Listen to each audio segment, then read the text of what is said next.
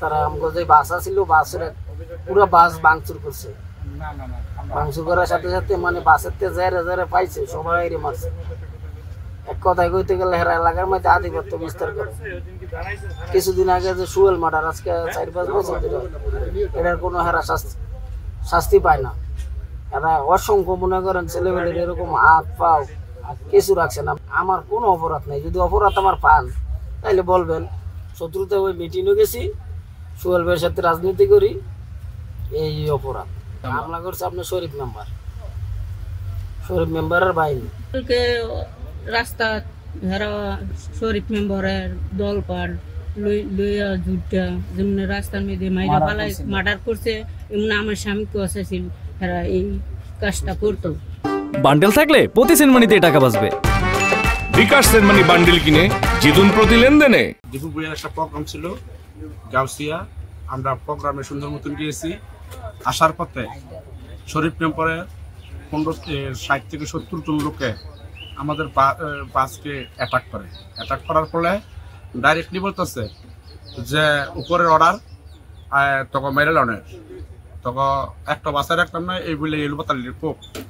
আমরা জিজ্ঞেস করছি 1000 বার যে ভাই অপরাধটা কি আঙ্গ এইভাবে মারতেছে, কোনো অপরাধ সবাদ নেই। তখন অর্ডার তখন মেরেলাম। দিবু বইয়ের রাজনীতি করো, সুয়ালের রাজনীতি করো, তখন এই তখন অনেক উমুক সুমুক অনেক খারাপ কথা বলতেছে। হেরা একটা কোনো করবে না। এই আওয়ামী লীগের সময় আওয়ামী লীগ বালু হাবিবের সাথে ছবি আছে, সবকিছু আছে, গাজীর সাথে ছবি আছে, সবকিছু আছে। এই আওয়ামী লীগ, এই কাজীমণির, এই উমুক, এই সুমুক, এই যে হেরা যেটা মন চায় সেটাই করতে পারে। এখন আবার নতুন করে 90 বিএমপি হয়েছে, ওই তখন আমি 1 নং ওয়ার্ডের যুব দলের সভাপতি। এখন হিংসাটা হইলো যে 1 নং ওয়ার্ডের সভাপতিকে সরাইতে পারলে তাহলে এখানে কেউ কিছু থাকে না। আমাকে হত্যার উদ্দেশ্যেই তারা এই হামলাটা করছে। একজন প্রতিবন্ধী লোক, আমি দলকে ভালোবাসি, দিবু ভাইকে ভালোবাসি। আমি বিগত সবসময় বিএনপি করে গেছি, তাই গাউসিয়া মিটিংয়ে প্রোগ্রামে গিয়েছিলাম।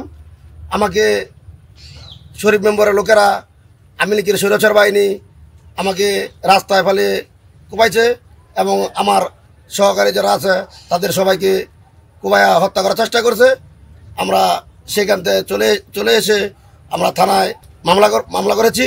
কিন্তু আমি আশাবাদী আমাদের বিএনপির যারা বাইরে আছে তারা যাদের এটা দেখে বিচার করে, সুষ্ঠু বিচার করে। তারা হলো হাইব্রিড, আমাদের যারা মারেছে তারা হাইব্রিড বিএনপি। আমি সুষ্ঠু বিচার চাই। যারা মারেছে তারা শরীফ মেম্বারের লোক, হিমেল, ডালিম, মামুন, মাসুম, আরও 20 থেকে 30 জন লোক ছিল। তারা হাতের ছিল ধারালো অস্ত্র এবং লাঠি, কোবা। তারা সব কিছু নিয়ে চলে আমাদের আক্রমণ করেছে। আমাদের মোবাইল, টাকা পয়সা সব কিছু নিয়ে চলে গেছে ওরা।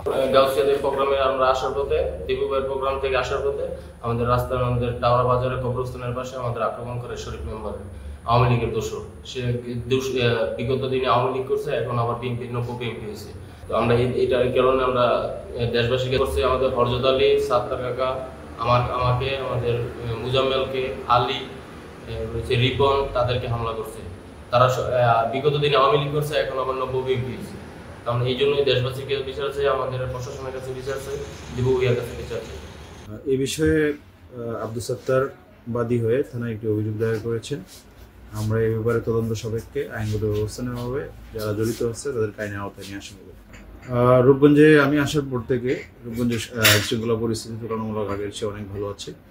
আমাদের যে পেট্রোলিং কার্যক্রম এবং ইন্টেলিজেন্স আগের থেকে জোরদার করা হয়েছে। আমরা যে কোনো জায়গায় তথ্য পেলে সাথে সাথে আইনগত ব্যবস্থা গ্রহণ করি। পাশাপাশি আমরা প্রোঅ্যাক্টিভ পুলিশিং কার্যক্রম অব্যাহত রাখছি। আমাদের এখানে আপাতত রূপগঞ্জের পরিস্থিতি শান্ত এবং স্বাভাবিক আছে।